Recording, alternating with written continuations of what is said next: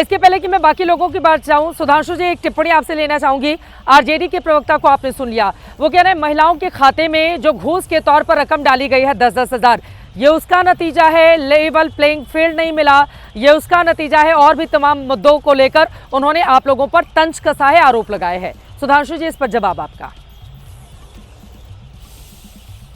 देखिए, मैं दो बात कहना चाहता हूं।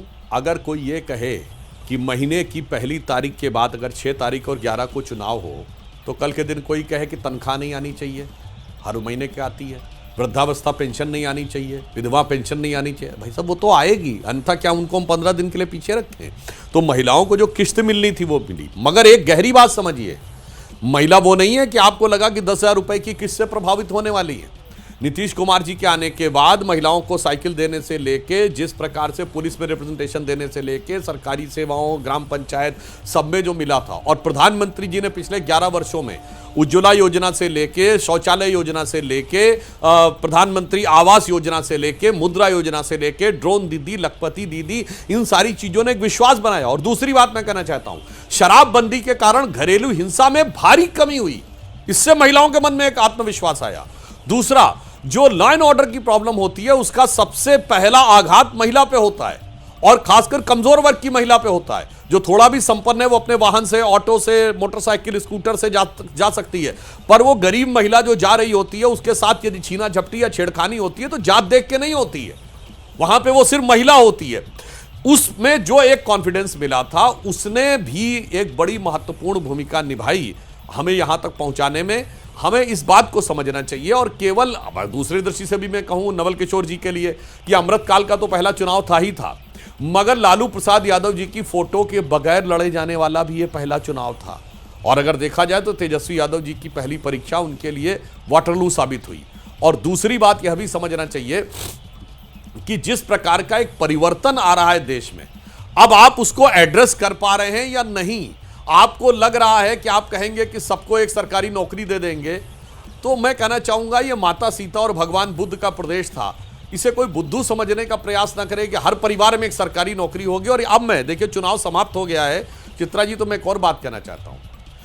अब भारत के युवा को इस अमृतकाल में इस मानसिकता से भी निकलना पड़ेगा कि सिर्फ नौकरी ही मेरे लिए सब कुछ है, मतलब मैं और कुछ जीवन में करने की सोच ही नहीं सकता, और उसमें सिर्फ सरकारी नौकरी, ताकि बंधी बधाई नौकरी और बंधी बधाई जिंदगी, और मैं अपने जीवन में कुछ दूसरा नहीं सोच सकता। दुनिया में विकसित देश बनना है तो एक भी विकसित देश ऐसा नहीं है जहां के यूथ का एस्पिरेशन सिर्फ सरकारी नौकरी होता हो।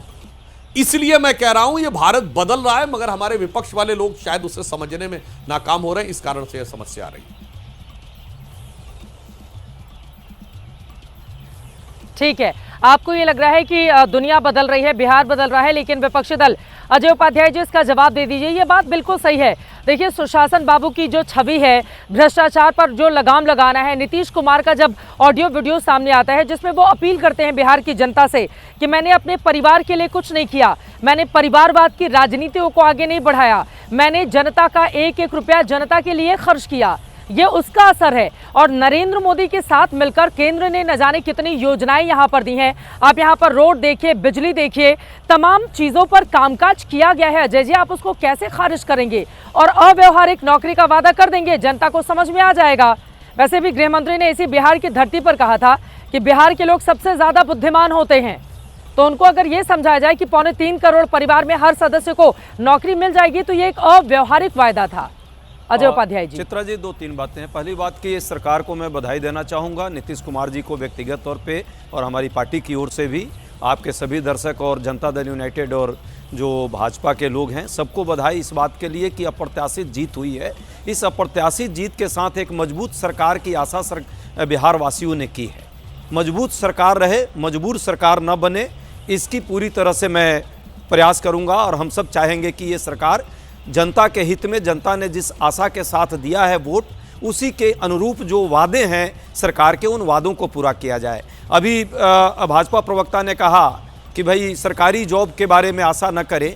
1 करोड़ सरकारी जॉब की बात इस वादे में की गई है संकल्प पत्र में, तो अभी पलटने का प्रयास ना हो। नीतीश जी से पूरी आशा है वो अब नहीं पलटेंगे, यदि वो पलट गए तो केंद्र की कुर्सी पलट जाएगी, तो ऐसी मुझे पूरी भरोसा है। दूसरी बात जो आपने कहा भ्रष्टाचार की, अब चूंकि चुनाव बीत गया है, सच बात है, अब उस पर चर्चा करने की जरूरत नहीं है। लेकिन इस बात पर तो जरूर चर्चा होगी कि 27 पुल यदि 9 महीने में गिर जाता है तो ये रेशियो क्या कहलाता है, क्यों गिर गया, क्यों चूहा महाराज पर मुकदमे हो जाते हैं अफसरों के द्वारा। अफसरों के घर में इतने यदि नोटों के गद्दी मिलते हैं तो आखिर राज तो वही है, उसी राज में सब हुआ है।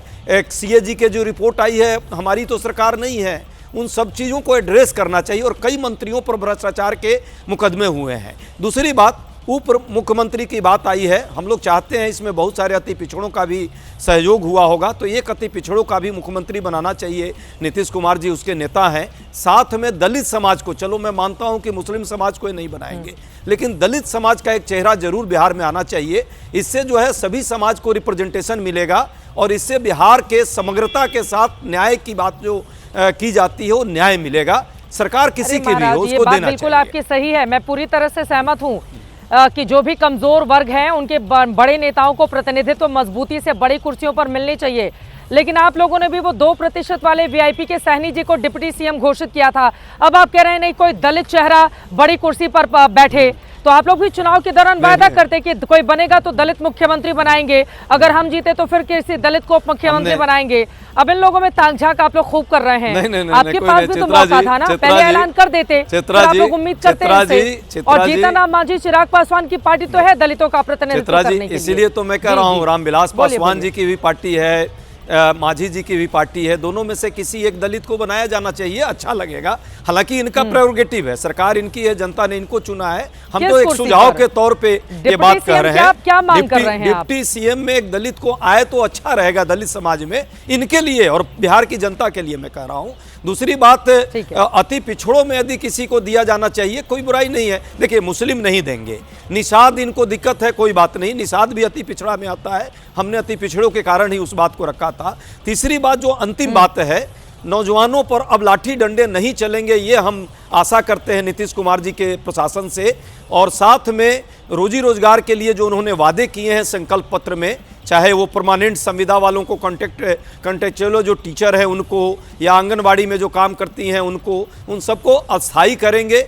2 लाख रुपए जो जीविका दीदियों को देना है वो भी जरूर देंगे, मुझे पूरा भरोसा है। मैं ये नहीं कर रहा हूँ, कोई क्रिटिसाइज नहीं कर रहा हूँ। और 1 करोड़ जॉब जो है उसको देने का जो वादा है वो वादा पूरा करेंगे। अभी 5 लाख जॉब खाली है, मुझे लगता है 1-2 महीने के बाद जरूर करना चाहिए। बधाई देनी चाहिए, एकदम बधाई भी दे रहा हूँ, पूरी बधाई दे रहा हूँ, पूरी बधाई दे रहा हूँ। हनीमून पीरियड है, अभी 2-1 महीने मजबूती से सरकार के साथ कदम से कदम मिलाकर आगे बढ़ेगा ताकि बिहार विकसित राज्यों की सूची में शामिल हो पाए। हाँ, ठीक है, ठीक है। आज तो खुशी का मौका है ना, आज तो मतलब इनकी कहा जाता है कि अगर दुश्मन सही लेकिन उसकी खुशी का मौका हो तो उसमें शामिल होना चाहिए, क्योंकि जनता ने इनको प्रचंड जनादेश इसी वजह से दिया है।